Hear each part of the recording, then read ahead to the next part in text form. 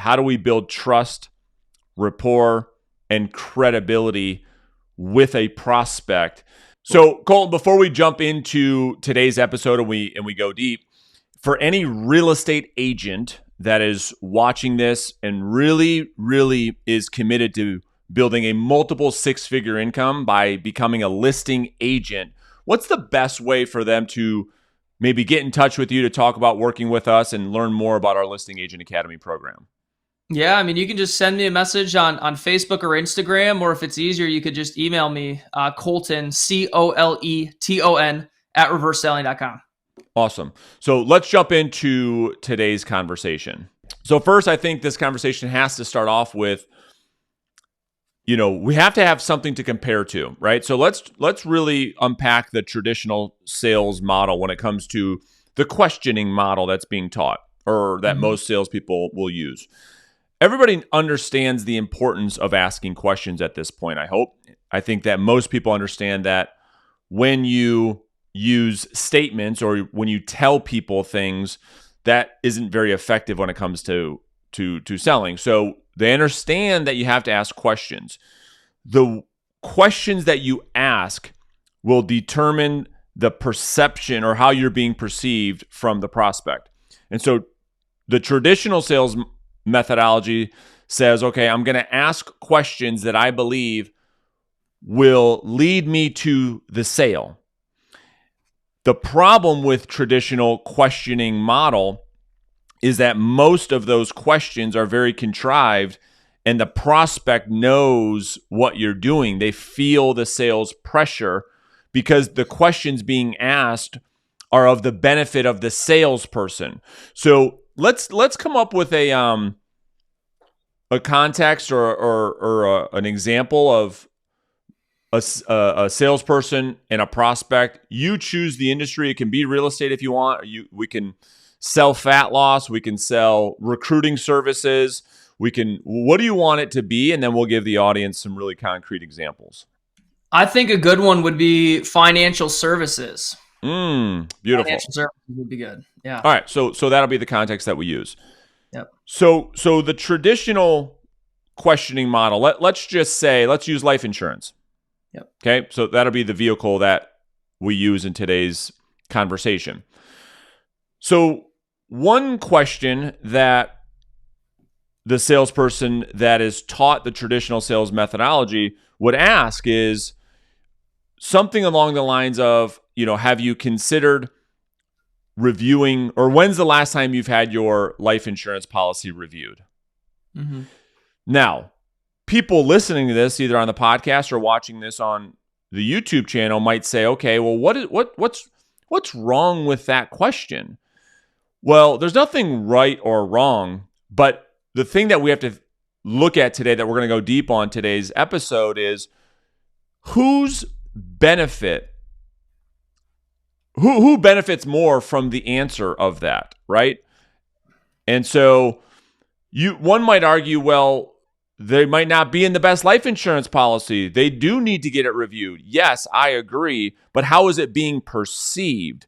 Does the salesperson that's selling life insurance ask that question for the prospect's benefit? Now, most would say, oh, of course I do. No, you're asking it because you're trying to find yourself in a situation where you can sell them a policy.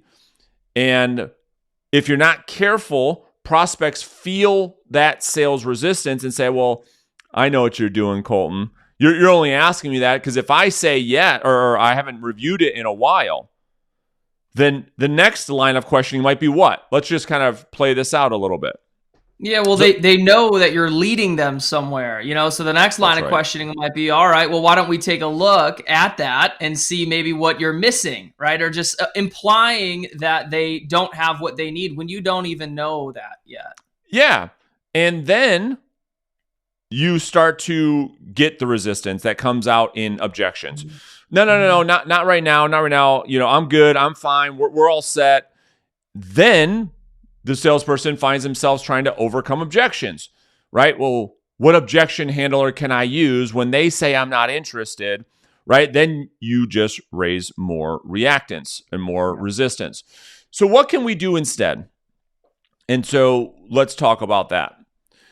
what we're suggesting that not only is it more effective when it comes to conversations, but I think when people can learn how to sell using this methodology, that they'll feel better about what it is that they do. Because one of the common things that we hear with the people that we serve and the people that we coach is that I feel salesy, and I like the reverse selling methodology because it feels more like me. It feels more authentic.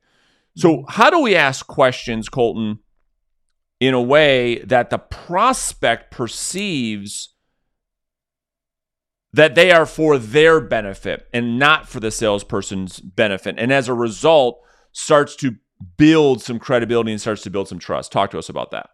Well, I mean, the theme of this conversation and the way you do that is by speaking against your own interests, right? Meaning putting yourself in a position where you're asking questions that might not talk them out, but might put you in a position where you don't get the sale or get the contract, but your line of questioning is leading down the road of what is going to be best for the client, regardless of how it impacts you.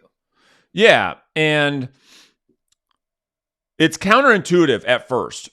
When we first start to train this methodology, the salesperson says, well, that seems, how is that going to work? That seems like I'm talking myself out of the sale. But it's a methodology that we teach that when done right, actually gets the prospect to do the pulling. So we call this pulling. They pull from you versus you pushing on the prospect. Because when you push on the prospect does what every time? They push back. And so it's like this opposite force going towards each other like the magnet, right? So what we want to do when Colton talks about speaking against our own interest, a question that we may ask in that same situation with the life insurance person looking to sell life insurance is, and the one that comes to my mind, there's probably 100, is if somebody is in the market of buying life insurance, you might say, there's multiple different options for you. If you're going to get the best policies, it's going to require you to do all kinds of testing. I mean, have you thought about, is it worth going through all those hoops? Right. Now, when I pose a question like that to the prospect, and the prospect is the one that is wanting the life insurance, now I've put that person in the position to be the salesperson. Mm-hmm. This is when we say gently push the prospect away. That's what we're talking about. So if I were to role play this with you and I would say, well, listen, you can get a pretty simple term life insurance policy without having to do a whole lot. But based on this conversation, sounds like you are looking for more coverage. You're looking to have some tax benefits down the road. Is it worth going through all the testing and the blood work and all the hoops? I mean, is that even something that's even worth it to you? And now you have to defend your motivation, So you might say something like what? I mean, yeah, it sounds like it's a lot, but if I, want to make sure that we're set up for the future, not just in case something happens, but even further down the road, I think it's something that has to be done, right? So now you are the one selling. And so I can continue to push you away to get you to keep pulling, right? And say, yeah, I mean, you're right in thinking that, Colton. And certainly if we start to look at policies that may be of more value to you and your family, it sounds like maybe going through some more testing is something that you're not totally closed-minded to at this point. Have you thought about scheduling and the kids and because the medical examiner is going to want to come over probably first thing in the morning. I mean, have you thought about that scheduling? Right. Yeah, no, I haven't. Right. And so you just get them to say, well, listen, Brandon, whatever I have to do to make this happen, we're willing to do it. And that's what we're training people to do, is to get prospects to do the selling so that you stay out of it. Because the second you start to, how about this? The second the prospect feels as though their freedom to make their own decision because you're pressuring them to do something, that is the definition of psychological reactance. So we have to stop trying to convince people. We have to stop trying to pressure people to make a decision that is not their own. Yeah. That's the key thing. Go ahead. And another way to visualize that too, you said a second ago, like we're gently pushing them away. Another way to visualize that is almost as if you're stepping back and you're creating a space for them to come into, right? Like picture this, like just with physics. I mean, if you start chasing a dog, what is it going to do? It's going to run away from you. But if you start running the opposite way of the dog, it's probably going to chase you. And so you're creating this space for them to fall into. And what puts you in a position of that higher status is whether they step into that space or not, you're not going to jump back into it, right? Like you created the space and you're going to let the space be with whatever their answer is. That's so good. Because I've been trying to think of, I draw pictures and I do all kinds of things trying to give a visual of what we're talking about. But the dog one is the best. Yeah. It's so funny watching a kid try to get a dog inside after it's done its thing outside. The kid learns really quickly, to your point. If I go towards the dog runs. So what does the kid do? Come on. And then they start to run to try to get the dog to chase them. That's essentially what we're doing here, right? Yep. It's like you pique the curiosity of the dog. I got to do this almost every day. Who's here? Pique their curiosity, and you run away. So like, you ask that question of like making them think. That's the other thing I wanted to mention too, is the difference of, because I feel like where a lot of people get caught up in this is they don't want to feel like they're pressuring somebody. But there's a difference between internal pressure and external pressure.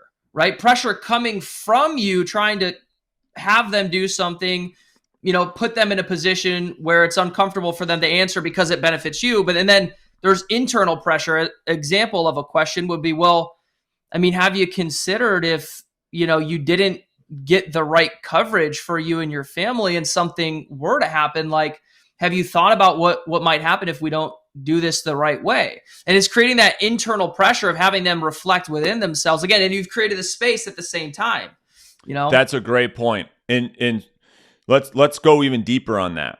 So giving the comparison, right? So people can really say, okay, I can see the difference.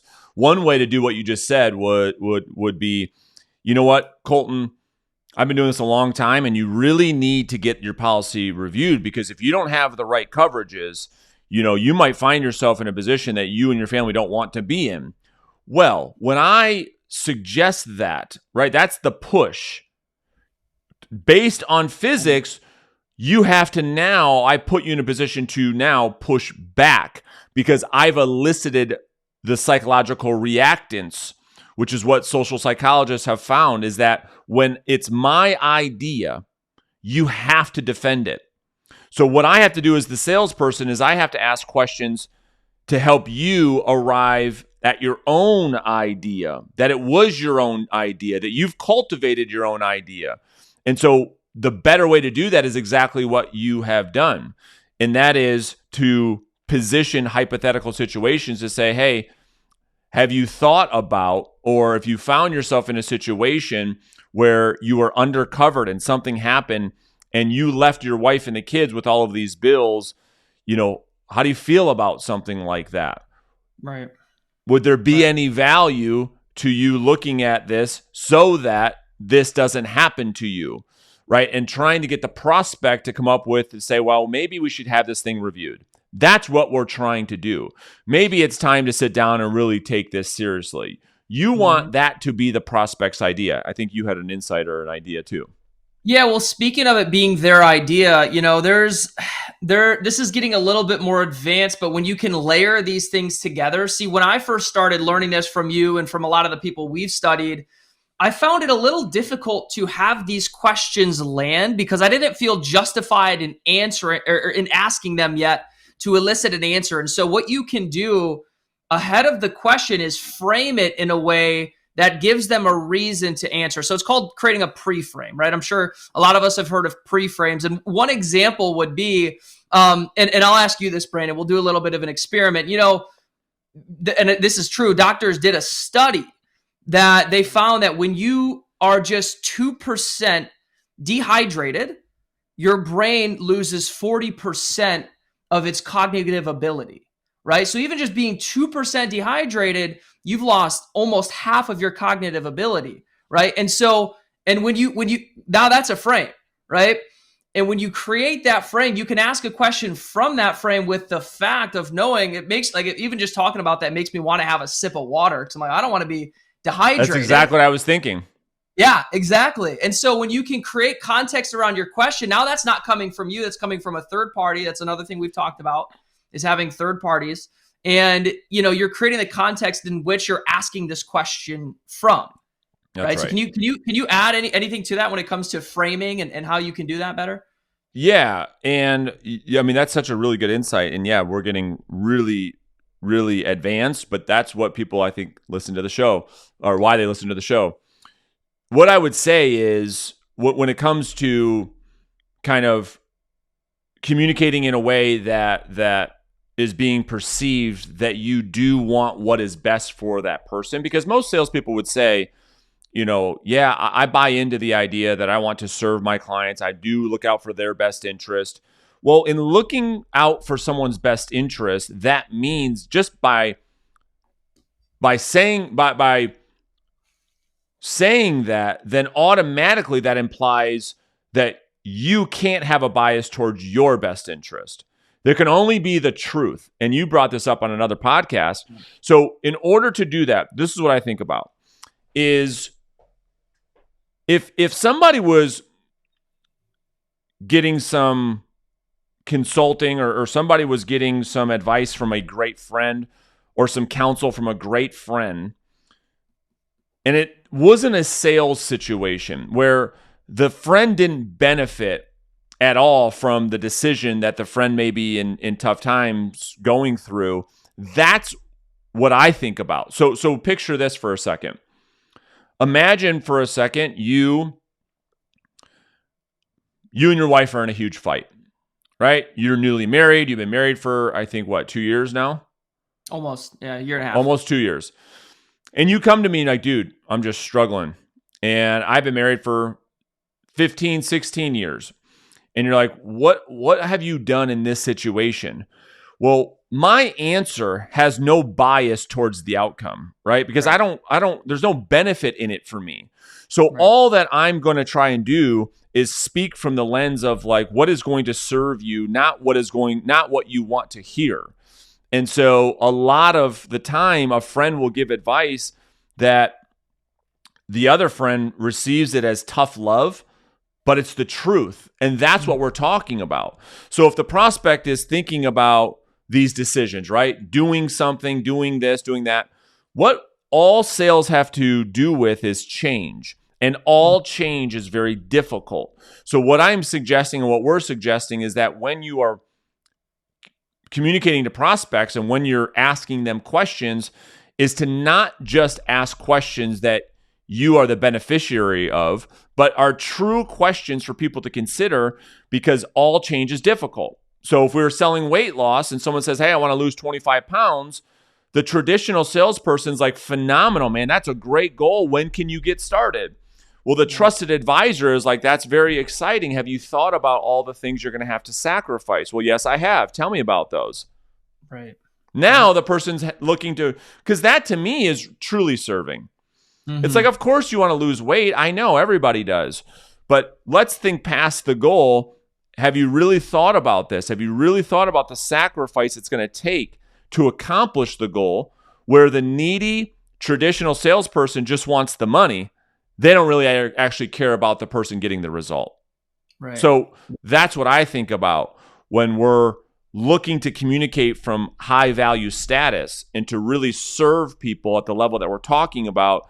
That's how we connect with people. That is how we build loyal clients that come to us for the biggest decisions in their life. Yeah. And it makes me think about, how you and I trade books back and forth and courses all the time. And a book I'm reading right now, Brandon, you'll have to read next, is called The Ultimate Coach, right? By Steve Hardison. It's your boy, Steve Chan. Have you heard of him? Oh yeah. Yeah. So a lot, the essence of what Steve talks about, and I think this is one of the only way, not one of the only ways, but one of the best ways to be able to put yourself in the position, is who are you being in this moment? Like, where are you coming from, right? And so a lot of us, get caught up in the minutia of doing and of getting caught up. That's it. You're already in it. I love it.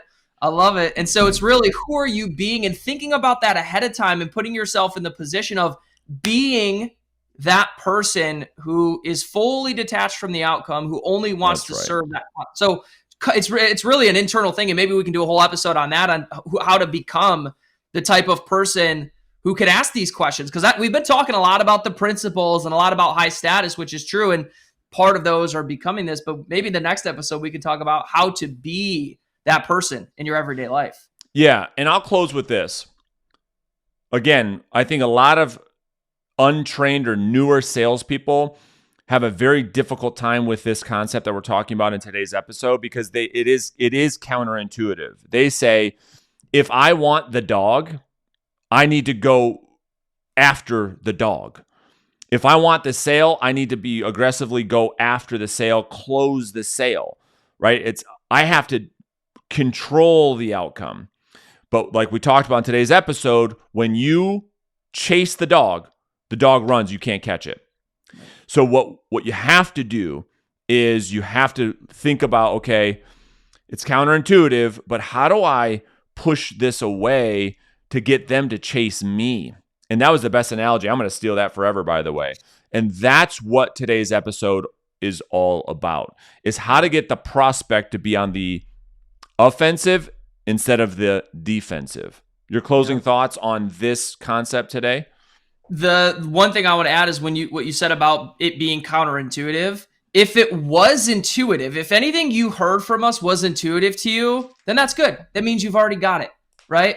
But the fact that it's counterintuitive means that it's something you don't know yet, because if it was intuitive, then you'd already be doing it. And anything you learn from somebody that's intuitive, you don't really need much more from that person. And so if this was counterintuitive to you, that's a good sign.